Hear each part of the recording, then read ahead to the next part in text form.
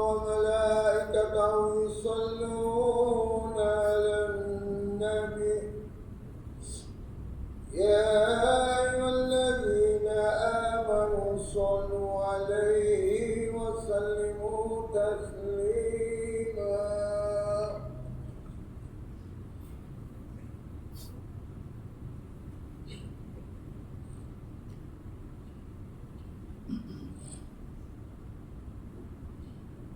Assalamualaikum warahmatullahi wabarakatuh.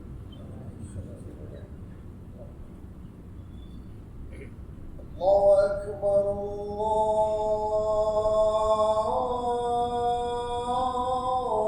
Akbar, Allahu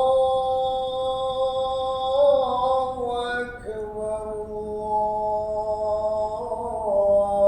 Allahu Akbar.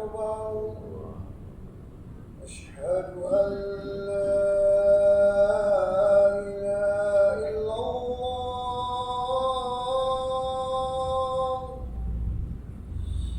Asyhadu an la ilaha illallah.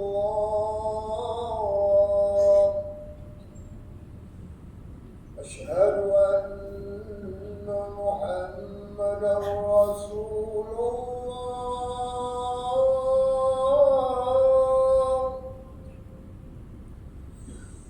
Asyhadu anna Muhammadar Rasulullah.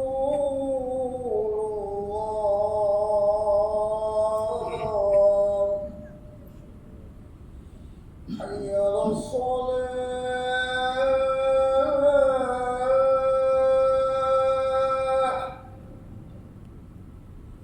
Hayya 'alas shalah.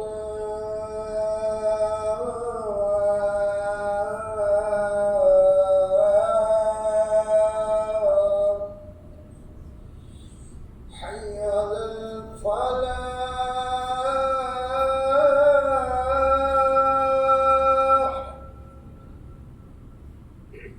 Hayya 'alal falah.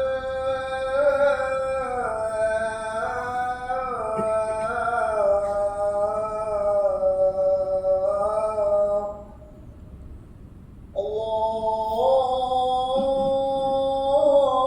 Akbar, Allahu Akbar. La ilaha illallah.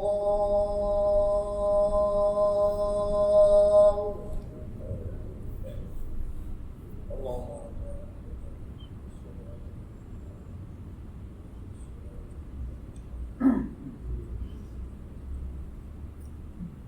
Saudara-saudara kaum muslimin sekalian, kita saudara-saudara yang daripada berkata-kata Abdul Hatib sedang berkhutbah, kerana menurut tujuan hadis Rasulullah sallallahu alaihi wasallam yang telah diriwayatkan oleh Abu Hurairah radhiyallahu anhu, bahwasanya Rasulullah sallallahu alaihi wasallam telah bersabda, maksudnya barang sesiapa berkata-kata ketika Hatib sedang berkhutbah, walaupun memperingatkan sahabatnya dengan berkata diam sahaja sekalipun, maka nescaya luputlah pahala salat fardu Jumatnya.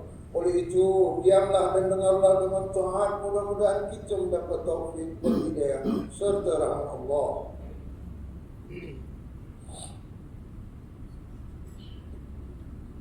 Alhamdulillah.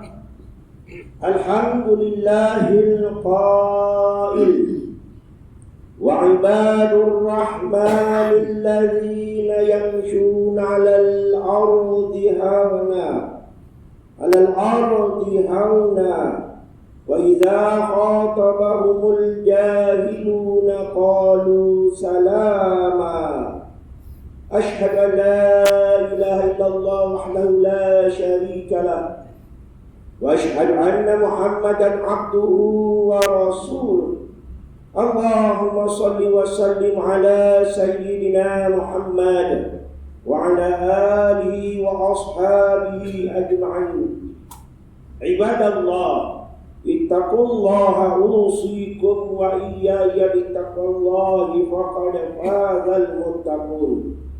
Qala Allah Ta'ala fi kitabihil aziz, ya ayyuhalladzina amanu ati'u Allah wa ati'u ar-rasul wa ulil amri minkum fa in tanaza'tum fi shay'in farudduhu ila Allah war rasul in kuntum tu'minuna billahi wal yawmil akhir dzalika khairun wa ahsanu ta'wila.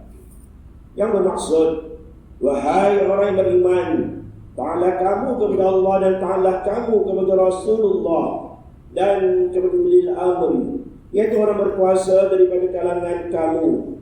Kemudian jika kamu berbantah-bantah, yang berselisihan dalam suatu perkara, maka hendaklah kamu mengalihkannya kepada kitab Allah yang kitab Al-Quran dan As-Sunnah Rasulnya. Jika kamu benar-benar beriman kepada Allah dan hari akhirat, yang demikian adalah lebih baik bagi kamu dan lebih elok pula kesudahannya. Sidang jemaat yang dirahmati Allah sekalian, marilah kita meningkatkan ketakwaan kepada Allah Subhanahu wa Ta'ala dengan bersungguh-sungguh melaksanakan segala perintahnya dan meninggalkan segala larangannya. Mudah-mudahan kita mendapat rahmat dan keberkatan hidup di dunia dan di akhirat kelak. Khutbah pada kali ini akan menguraikan tajuk akhlak terpuji, asas kesempurnaan iman.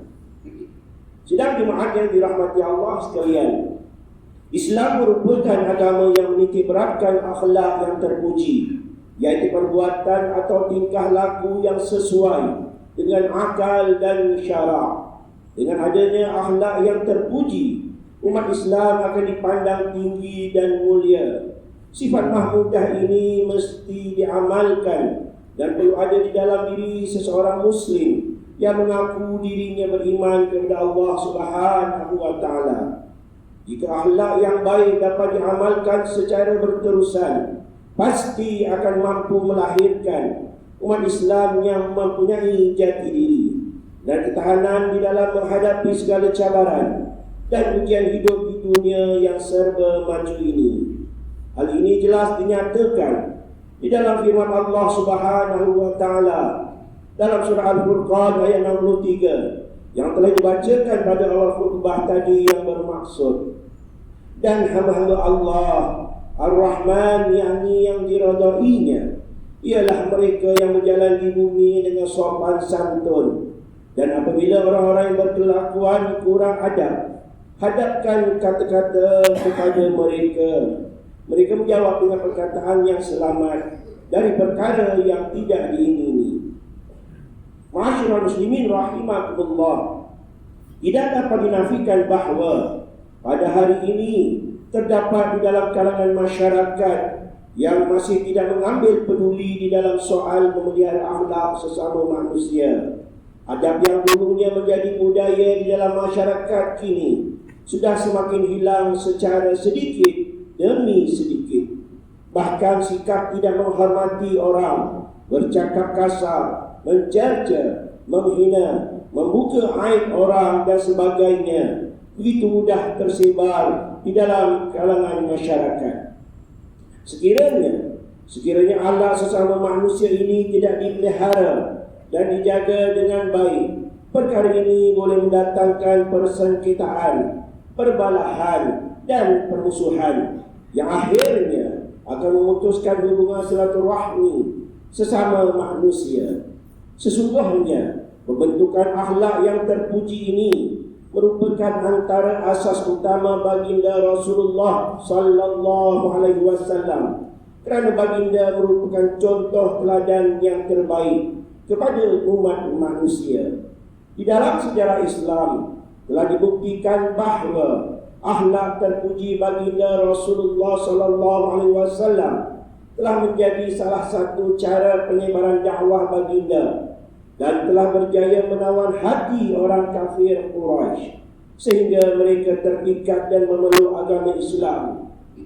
Firman Allah Subhanahu wa taala di dalam surah Al-Ahzab ayat 21 yang bermaksud sebagaimana yang berikut adalah rujukan yang terbaik untuk kita. Demi sesungguhnya adalah bagi kamu pada diri Rasulullah itu contoh ikutan yang baik, yaitu bagi orang yang senantiasa mengharapkan yang keridhaan Allah dan balasan baik hari akhirat, serta dia pula menyambut dan mengingati Allah banyak-banyak yang di dalam masa susah dan senang. Sidang jemaat yang dirahmati Allah sekalian, oleh hal demikian itulah agama Islam amat menuntut kepada umatnya agar senantiasa mengamalkan dan memudayakan akhlak yang terpuji di dalam kehidupan seharian. Akhlak yang terpuji ini merangkumi beberapa perkara, yaitu yang pertama, akhlak terhadap diri sendiri, antaranya memelihara diri daripada melakukan perkara-perkara yang mungkar, membersihkan jiwa daripada penyakit-penyakit hati, senantiasa beristiqamah di dalam beramal, penyabar, menjaga kesihatan diri dan persekitaran, berkata benar dan sebagainya. Dalam sebuah hadis yang diriwayatkan oleh Al-Imam Tirmizi daripada Jabir radhiyallahu anhu bahwasanya baginda Rasulullah sallallahu alaihi wasallam bersabda yang bermaksud, sesungguhnya antara orang yang paling aku cintai dan yang tempat duduknya lebih dekat denganku pada hari kiamat ialah orang yang paling baik akhlaknya, dan sesungguhnya orang yang paling aku benci dan paling jauh tempat duduknya dariku pada hari kiamat ialah orang yang paling banyak bicara, yang kata-kata tidak bermanfaat dan memperolok manusia. Kedua, akhlak terhadap keluarga, antara mentaati kedua ibu bapa, bergaul baik dengan pasangan masing-masing, seperti suami berbuat baik terhadap istri, begitu juga istri hendaklah mentaati perintah suami, di samping senantiasa bersikap lemah lembut kepada semua ahli keluarga. Di dalam sebuah hadis yang diriwayatkan oleh Al-Imam Tirmizi daripada Abu Hurairah radhiyallahu anhu bahwasanya baginda Rasulullah sallallahu alaihi wasallam bersabda yang bermaksud, orang yang imannya paling sempurna antara kamu adalah orang yang paling bagus akhlaknya antara kalian, dan sebaik-baik kalian adalah orang yang paling baik akhlaknya terhadap istri-istrinya. Ketiga, akhlak terhadap masyarakat, yaitu senantiasa menjaga adab di dalam pergaulan, memberi salam sesama muslim, menziarahi orang yang sakit, merendah diri, mendoakan kesejahteraan masyarakat, melaksanakan amal ma'ruf nahi mungkar, dan mengelakkan diri daripada perbuatan hasad dengki, fitnah, mengumpat dan sebagainya. Hal ini selaras dengan hadis yang diriwayatkan oleh Al-Imam At-Tirmizi daripada Abu Dzar radhiyallahu anhu bahwasanya baginda Rasulullah sallallahu alaihi wasallam bersabda yang bermaksud, bertakwalah kamu kepada Allah di mana-mana saja kamu berada, dan ikutilah setiap keburukan dengan kebaikan yang dapat menghapuskannya, serta pergaulilah manusia dengan akhlak yang baik. Keempat, akhlak terhadap alam semesta, yaitu memelihara alam daripada sebarang pencemaran, menggunakan nikmat alam untuk kebaikan dan tidak melampaui batas, serta mengelakkan diri daripada melakukan kerosakan terhadap alam sekitar. Yang kelima, akhlak terhadap Allah Subhanahu wa taala. Akhlak ini merupakan akhlak yang paling tinggi, yaitu mentaati segala perintahnya dan meninggalkan segala larangannya, senantiasa beriman, bersyukur dan redha segala ketentuan daripada Allah Subhanahu wa taala, di samping senantiasa bertaubat kepadanya daripada segala dosa-dosa yang telah kita lakukan. Sidang jemaat yang dirahmati Allah sekalian, justru sebagai rumusan bagi mengakhiri khutbah pada kali ini, mimbar ingin menyeru jemaah sekalian dan diri saya yang amat lemah ini agar senantiasa memelihara dan mengamalkan akhlak yang terpuji di dalam kehidupan seharian kita. Kerana akhlak yang terpuji ini merupakan antara syarat serta tonggak kesempurnaan iman seseorang. Sekiranya kita semua dapat mengamalkan akhlak-akhlak yang terpuji ini, nescaya hubungan dan pergaulan seharian kita, sama ada secara langsung atau secara maya, akan bertambah mesra, harmoni dan bahagia. Firman Allah Subhanahu wa taala di dalam surah An-Nisa ayat 36. Wa'budullaha wa la tusyriku bihi syai'an aw kama qala. Yang bermaksud, dan hendaklah kamu beribadat kepada Allah dan janganlah kamu sekutukan Dia dengan sesuatu apa jua, dan hendaklah kamu berbuat baik kepada kedua ibu bapa dan kaum kerabat dan anak-anak yatim dan orang-orang yang miskin dan jiran tetangga yang dekat dan jiran tetangga yang jauh dan rakan sejawat dan orang musafir yang telantar dan juga hamba yang kamu miliki. Sesungguhnya Allah tidak suka kepada orang-orang yang sombong takbur dan membangga-banggakan diri. Barakallahu li wa lakum bil Qur'anil azim. Wa nafa'ani wa iyyakum bima fihi min al-ayati zikril hakim. Wa taqabbala minni wa minkum tilawatahu innahu was-sami'ul 'alim. Aqul qawli hadza wa astaghfirullah azim li wa lakum wa lisa'il muslimin wal muslimat wal mu'minin wal mu'minat fastaghfiru wa ya fawzal mustaghfirin wa ya najatat taibin.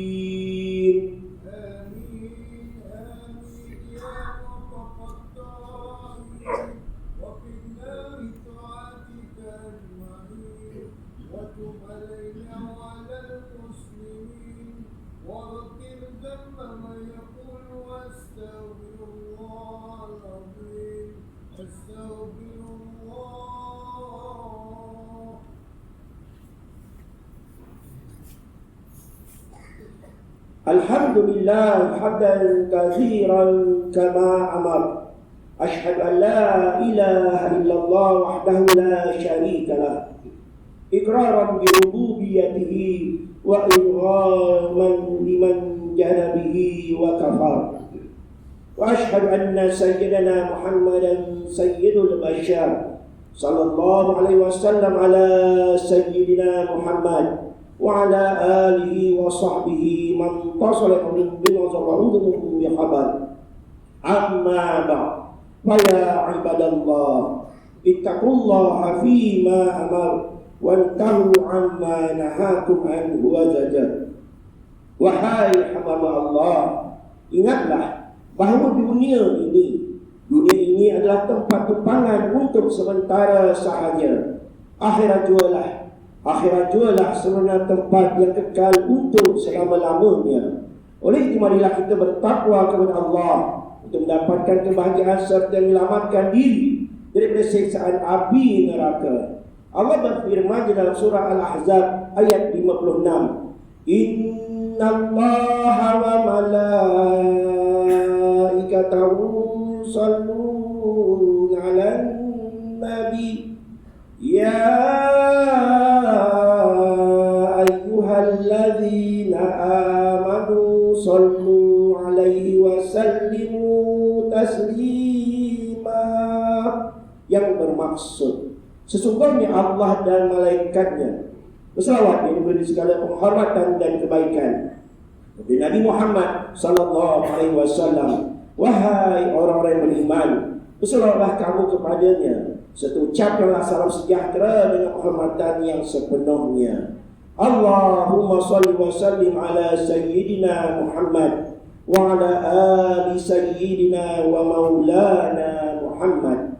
Marilah kita bermohon kepada Allah Subhanahu wa taala semoga Allah meridai khalifah Rasulullah sallallahu alaihi wasallam, yaitu Sayyidina Abu Bakar As-Siddiq radhiyallahu anhu, Sayyidina Umar Al-Khattab radhiyallahu anhu, Sayyidina Utsman bin Affan radhiyallahu anhu, dan Sayyidina Ali bin Thalib radhiyallahu anhu, dan sahabat-sahabat baginda yang sama-sama berjuang menegakkan agama Allah yang maha suci ini radhiyallahu anhum. Seterusnya kepada bapa saudara kita Sayyidina Hamzah dan Sayyidina Abbas radhiyallahu anhuma, cucunda baginda Sayyidina Hasan dan Sayyidina Husain radhiyallahu anhuma, putri-putri baginda Sayyidatina Fatimah Zahra dan lainnya radhiyallahu anhum, istri-istri baginda Sayyidatina Khadijah, Sayyidatina Aisyah dan lainnya radhiyallahu anhunna, kepada sekalian keluarga, sahabat-sahabat, pengikut-pengikut sahabat radhiyallahu anhum, dan yang menuruti mereka itu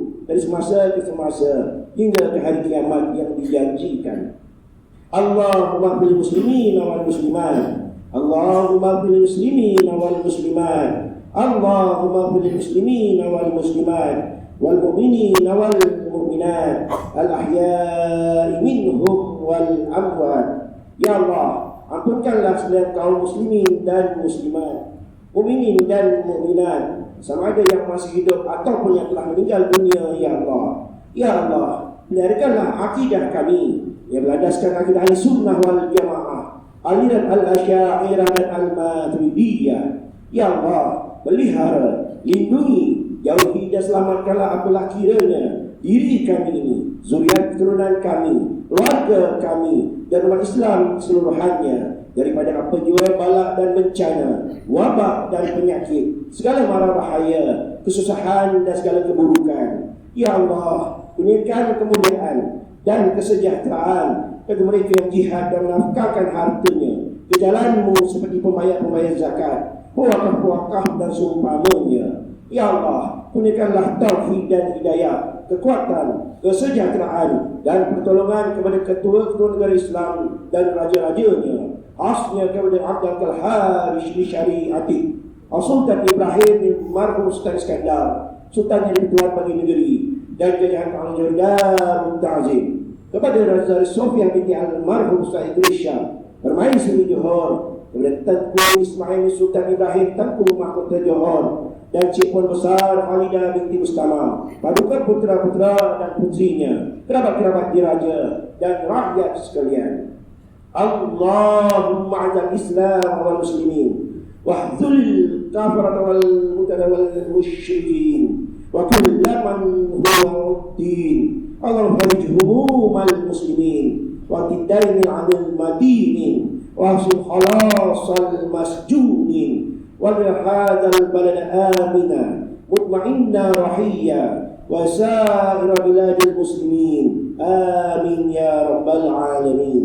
اللهم اطهرنا وذرياتنا وأصولنا وفروعنا الجنة مع الأبرار يا عزيز يا غفار يا رب العالمين.